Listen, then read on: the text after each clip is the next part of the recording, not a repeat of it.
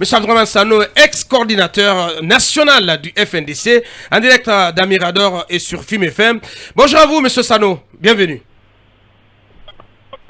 Bonjour. Bienvenue sur nos antennes.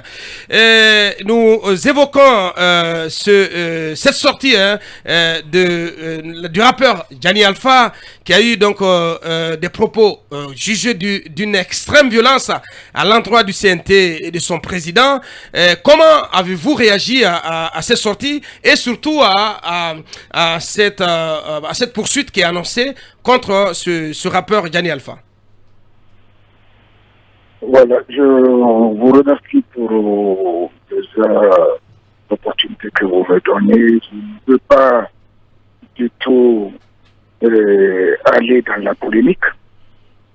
J'ai, au nom du principe de liberté d'expression, de liberté de parole, dit que j'apporte mon soutien à M. Gianni Alpha.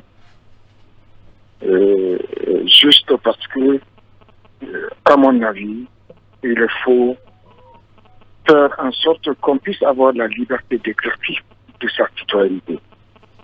Voilà la raison pour laquelle je lui apporte mon appui. Mais liberté d'expression, M. Sano, même si ces propos sont jugés scandaleux, injurieux, à la limite injurieux à l'égard de toute une institution, M. Sano. Non, je pense qu'il vaut mieux qu'on fasse en sorte qu'on se calme souvent et qu'on fasse la différence entre les faits et leur perception. Pour ma part, je fais la différence entre la réalité et la perception qu'on peut se faire ou que les uns et les autres peuvent se faire. Là pourrait être la différence entre eux et moi, mais je ne veux pas vraiment abonder dans ce sens. Alors, M. Sano, est-ce que Gianni Alpha est jusqu'à présent à Conakry? Non, je ne suis pas. Moi. La question non, est-ce qu'il l'a eu au téléphone? C'est une précision. Vous l'avez vu au téléphone? Il est à Conakry? J'ai eu Gianni Alpha et je l'ai exhorté à se concentrer sur son concert qui, à mon avis, est extrêmement important en termes de promotion de l'image de notre pays. Je ne sais pas où il est. Nous avons parlé au téléphone. Est-ce qu'il a des remords? Je ne suis pas allé dans ce sens parce que je vous ai dit que je lui ai apporté mon soutien. Je ne sais pas s'il a des remords ou pas. Mais je ne vois pas où est-ce qu'il y a le problème. Je fais la distinction entre la réalité et la perception de cette réalité. Bien. Et lorsque le procureur annonce des poursuites contre lui et Aboubacar Souma, qu'est-ce que vous en pensez? Vous pensez que cette poursuite qui est annoncée n'a pas lieu d'être? Non, je suis en train de parler de Gianni Alpha. Oui, je parle justement de Gianni Alpha. Pensez-vous que la poursuite annoncée contre lui a lieu d'être ou pas?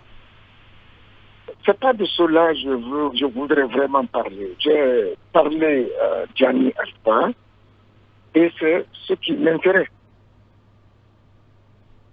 Monsieur Sano, ces propos, vous ne les trouvez pas, en tout cas, à votre goût, ne sont pas scandaleux, mais Gianni, il a quand même supprimé cette publication. Donc, s'il l'a supprimé, c'est qu'il estime qu'il est passé à côté. Vous continuez quand même à le soutenir. Non, mais attendez. Vous savez, essayons de remettre la balle par terre. Je dis, il y a la réalité. Il y a la perception qu'on a souvent de la réalité. Vous savez, notre société est souvent, naturellement, une société où il y a, dans l'interprétation des choses, beaucoup d'extrapolations qui peuvent venir. Donc, on considère que implicitement, par exemple, tel veut dire telle autre chose. Justement, c'est le mot, voilà, implicitement. Implicitement. Nous pouvons être tentés donc de confondre. Je dis à Gianni, voilà, au nom de la démocratie, du principe des principes démocratiques pour lesquels on a opté, et par nécessité de soutenir les gens quand ils sont dans l'exercice de leur citoyenneté, je lui ai dit, je lui apporte mon soutien. Est-ce que vous êtes dans la logique de dire que il y a une sorte d'interprétation, disons, abusive de l'expression que je ne vais pas répéter ici, qui a été utilisée par Gianni Alpha en désignant le CNT? Je pense que lorsqu'on lit ou on écoute, parce qu'on s'écoute moins ici, lorsqu'on s'écoute, on verra très bien qu'il y a d'un côté les propos tenus et de l'autre côté la perception qu'on se fait de ces propos. C'est cette perception-là qui a tendance à créer de l'émotion au niveau de ceux-là qui sont en train de condamner Gianni, et c'est un des gros problèmes qu'on a dans le débat public en Guinée. Et là, je le regrette. Bien, ben, si vous dites, vous dites soutenir Gianni Alpha au nom de la liberté de son droit de citoyen, de sa liberté d'expression, et ça veut dire que vous êtes prêt à soutenir n'importe quel citoyen qui irait dans n'importe quelle direction, dans n'importe quel dérapage, au nom de la liberté d'expression justement. Non, mais attendez, on ne peut pas encore prendre ce cas Gianni et l'extrapoler sur tout ce qui peut arriver. Moi, je pense que c'est un cas, prenons-le comme tel, pour qu'on ne perde pas la lucidité, le discernement qu'il faut pour pouvoir l'analyser. Prenons-le comme un cas. Donc vous ne condamnez pas ces propos? Mais je vous dis que je l'ai appelé pour le soutenir. Bien. Alors, dernière question, toute dernière question. J'ai envie de savoir justement, parce que vous avez insisté beaucoup sur la réalité et la perception que les gens ont de la réalité. Vous voulez dire finalement que ce que Gianni Alpha dit répond à la réalité? Non, mais la réalité, c'est ce qu'il a dit. Pas ce à quoi cela correspond. Dès qu'on commence à faire correspondre, on rentre dans les interprétations et là vient la différence entre les gens selon leur perception de ce qui est réel.